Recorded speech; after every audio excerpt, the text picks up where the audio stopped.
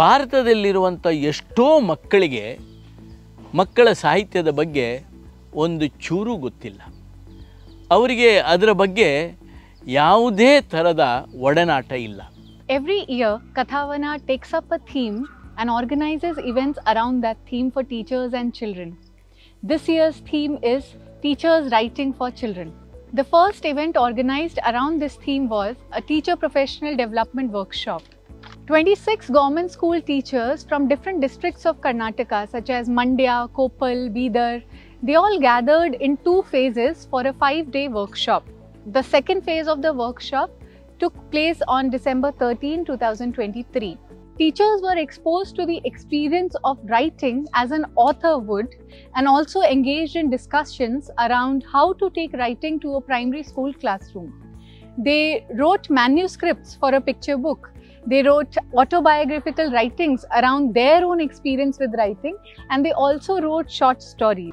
During the on-campus Children's Literature Mela, they also set up a stall where they presented their work that they had done with their children. Different teachers and children appreciated their work in this stall. ಕಥಾವನದ 2ನೇ ಕಾರ್ಯಕ್ರಮ online sessions. ಈ online sessions ನಾವು ಕೋವಿಡಲ್ಲಿ ಕಂಡುಕೊಂಡಂಥ ಒಂದು ಪ್ರಕ್ರಿಯೆ. Online ಸೆಷನಲ್ಲಿ ನಾವು ಮಾಡಿದ್ದೇನು? ನಾವು 5 ದಿವಸದ ಕಾರ್ಯಕ್ರಮವನ್ನು ಅಲ್ಲಿ ಹಾಕಿಕೊಂಡ್ವಿ. ನಮ್ಮ ಇಡೀ ಕರ್ನಾಟಕದಲ್ಲಿ 71 ಕಲಿಕಾ ಕೇಂದ್ರಗಳಿದೆ, ಶಿಕ್ಷಕ ಕಲಿಕಾ ಕೇಂದ್ರಗಳು. ಈ ಶಿಕ್ಷಕ ಕಲಿಕಾ ಕೇಂದ್ರದಲ್ಲಿ 30 ಮಕ್ಕಳನ್ನು ಸೇರಿಸಿಕೊಂಡು 30ರಿಂದ 50 ಮಕ್ಕಳು ಅವರನ್ನು ಸೇರಿಸಿಕೊಂಡು ನಾವು ಅಲ್ಲಿ ವ್ಯವಸ್ಥೆ ಮಾಡಿದ್ವಿ. ಈ ಯೂನಿವರ್ಸಿಟಿಯಿಂದ ಒಂದು ರಿಸೋರ್ಸ್ ಪರ್ಸನ್ ಒಂದು ಸೆಷನನ್ನು ಕಂಡಕ್ಟ್ ಮಾಡೋರು. ಅದು ಈ 71 ಶಿಕ್ಷಕ ಕಲಿಕಾ ಕೇಂದ್ರದಲ್ಲೂ ಬಿತ್ತರಿಸೋದು. ಅಲ್ಲಿ ಮಕ್ಕಳು ಇವರು ಹೇಳಿದ್ದನ್ನು ಮಾಡ್ತಿದ್ರು. ಅದ್ಭುತವಾದ ಕಾರ್ಯಕ್ರಮಗಳನ್ನು ನಮಗೆ ಮಾಡಲಿಕ್ಕೆ ಆಯಿತು. ಮೊದಲನೇ ದಿವಸ ಶಶಿಧರಡಪ್ಪ ಅವರು ಟಾಯ್ಸ್ ಮಾಡಿದರು, ಮಕ್ಕಳಿಗೆ ಆಟಿಕೆಗಳನ್ನು ಮಾಡಿದರು.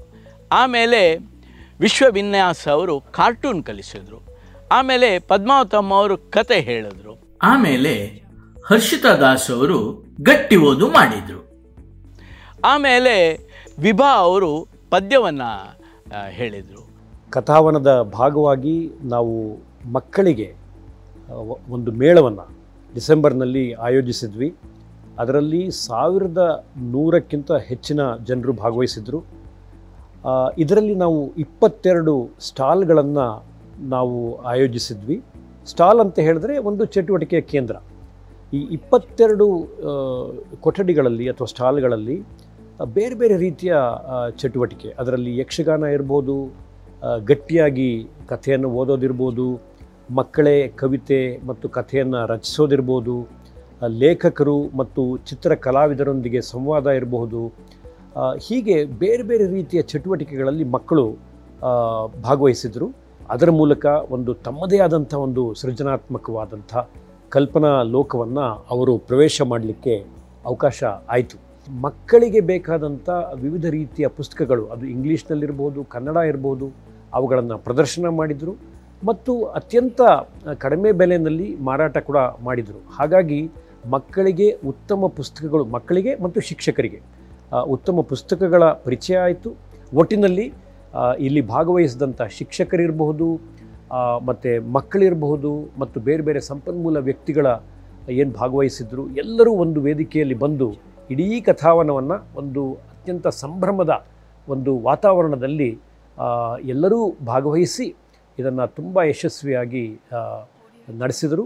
ನಮ್ಮಲ್ಲೂ ಕೂಡ ಒಬ್ಬ ಬರಹಗಾರನಿದ್ದಾನೆ, ನಾವು ಬರವಣಿಗೆಯಲ್ಲಿ ಕಾರ್ಯವನ್ನು ಮುಂದುವರಿಸಬಹುದು ಅಂತಕ್ಕಂಥ ನನ್ನ ಮನದಲ್ಲಿರುವ ಮಾತು ಈ ಕಾರ್ಯಾಗಾರದಿಂದ ನನಗೆ ಹೊರಗೆ ಬಂತು. ಈ 3 ದಿನಗಳ ಈ ಕಮ್ಮಟದ ಫಲಿತವನ್ನು ನನ್ನ ತರಗತಿ ಕೋಣೆಗೆ ತಗೊಂಡೋಗ್ಬೇಕು ಅಂತ ನಾನು ಉತ್ಸುಕನಾಗಿದ್ದೇನೆ. ಆ ಲೈಬ್ರರಿಲಿ ಕಥೆಗಳನ್ನ ಓದಿಸ್ಬೇಕು, ಓದಿಸಿದ ಕಥೆಗಳನ್ನು ತನ್ನ ಬರವಣಿಗೆಯಲ್ಲಿ ಅದನ್ನು ದಾಖಲೀಕರಿಸಬೇಕು, ಸಣ್ಣ ಪತ್ರಿಕೆಯನ್ನು, ನಮ್ಮ ಶಾಲಾ ಪತ್ರಿಕೆಯನ್ನು ಮಾಡಬೇಕು ಅನ್ನೋ ಒಂದು ಉತ್ಸುಕನಾಗಿದ್ದೇನೆ. ಪ್ರಾರಂಭಿಕ ಹಂತದ ಕವನ, ಕತೆ ಕಟ್ಟೋದು, ಚಿತ್ರ ಬರೆಯೋದು, ಜೊತೆಗೆ ಯಕ್ಷಗಾನ, ಈ ಕಲೆಗಳನ್ನು ಪ್ರಾರಂಭ ಹಂತದಲ್ಲಿ ಮಕ್ಕಳಲ್ಲಿ ಹೇಗೆ ಬೆಳೆಸಬೇಕು ಅನ್ನೋದನ್ನ ತುಂಬ ಚೆನ್ನಾಗಿ ಮಕ್ಕಳಿಗೆ ಹೇಳ್ಕೊಡ್ತಾ ಇದ್ದಾರೆ. Kathavana, our annual bilingual children's literature festival, is one of the ways in which we have attempted to enable access to children's literature by children and teachers, especially the ones from government schools and low fee paying private schools. We have been working on this effort for last 12 years, and we do hope and wish to continue working in this area in future as well.